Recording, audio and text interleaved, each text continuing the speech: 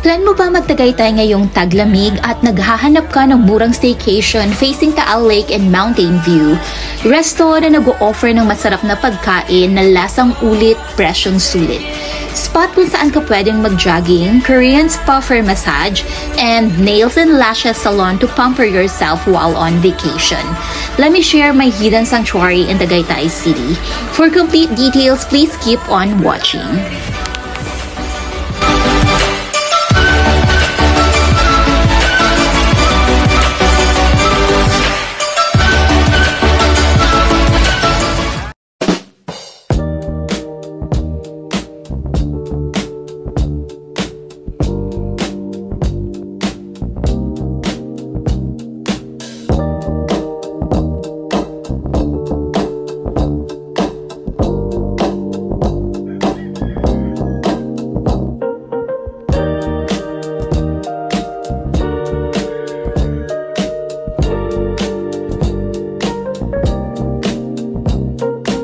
For our accommodation, we check in at Cabin Dipulin, the Cabin 1.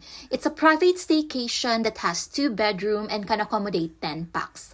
My kitchen room, hot shower, my free coffee galing sa owner at drinking water during stay. Also, pet-friendly din sila, kaya welcome ka dito if pet owner ka. This is my 4th time staying at Cabin Dipulin and never akong magsasawa na balik-balikan ang place na ito, especially if hanap mo nature view like me. If you are working from home, malakas din ang internet connection, they are using postpaid Wi-Fi, so pwede ka mag-workation. Very accommodating ang owner and super relaxing ang place. Meron pa silang cabin 2, good for 15 packs with dipping pool and activity space. Nag-o-offer din sila ng breakfast meal and party trays.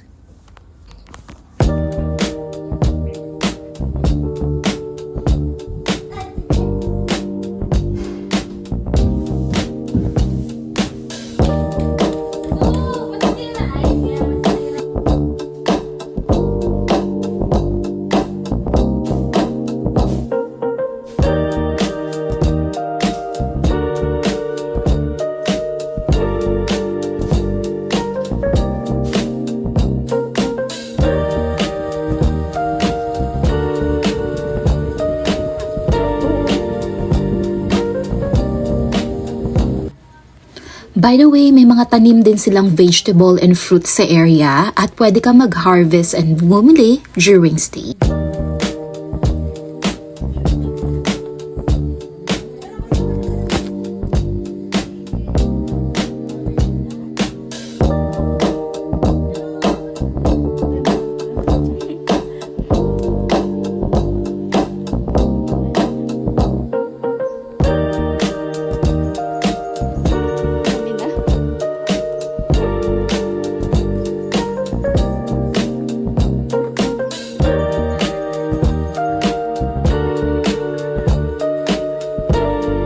During our vacation, we decided na mag-jogging around sa area and maghanap na rin ng other spot dito sa Tagaytay.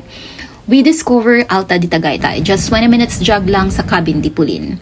May resto sa loob ng Alta di Tagaytay but di siya available during our visit dahil may event. Nasa loob din ng Alta di Tagaytay ang San Antonio de Padua Chapel and Bar Cielo na open lang from 4 p.m. to 12 midnight.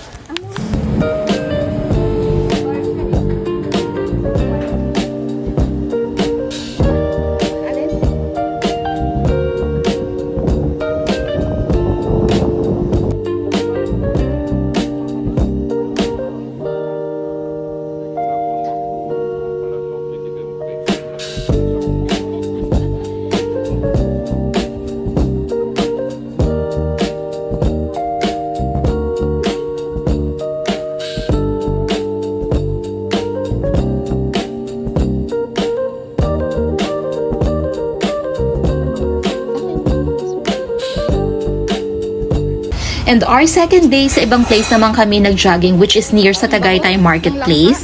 May malapit din na Starbucks sa area na facing Taal Lake.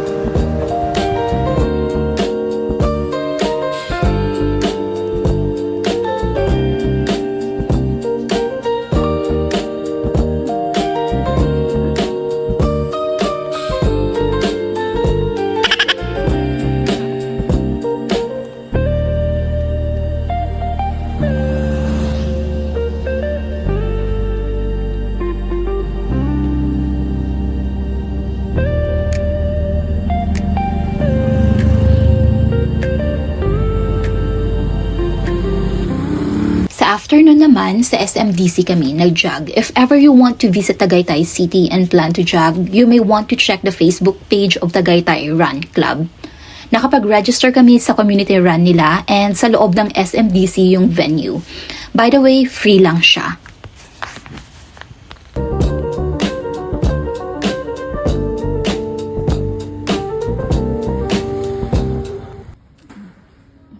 Quick stop after jogging. Sino ka dyan?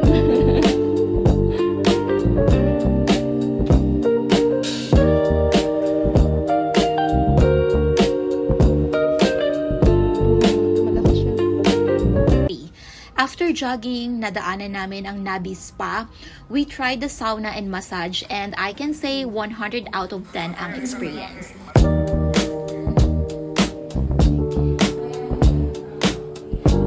After mag-community run.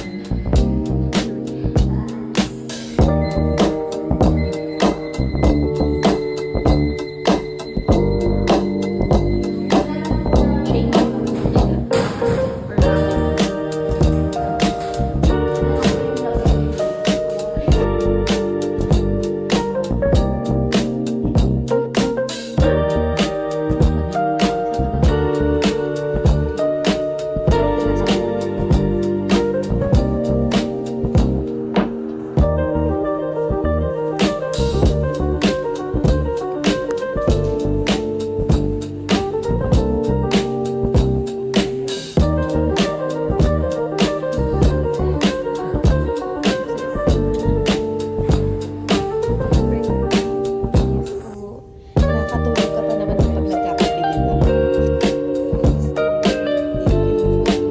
Also, may malapit na Vietnamese resto sa area. Ang walking distance lang, mura lang ang food and authentic.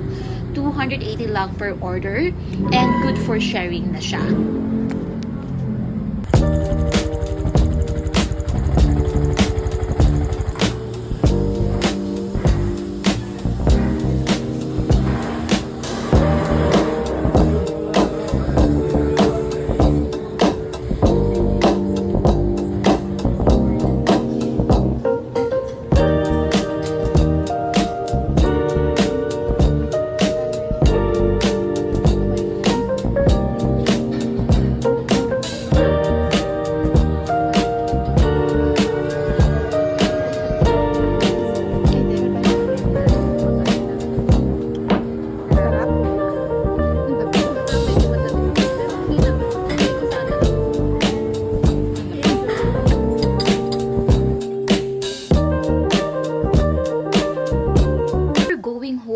Visit Lula Cafe for lunch.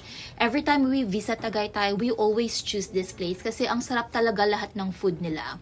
Lahat lasang ulit at presyong sulit. Our favorite is the black salmon risotto, Lula cheesecake, and my all-time favorite drinks na affogato.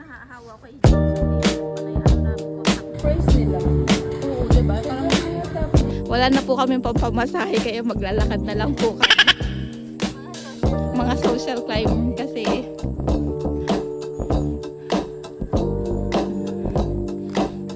naubusan po kami ng muntik na po kami maghugas dun sa loob.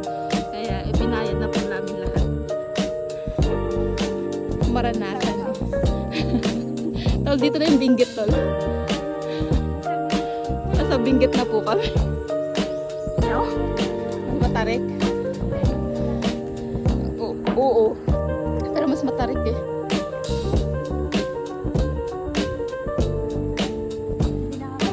Hindi nakakatangkad.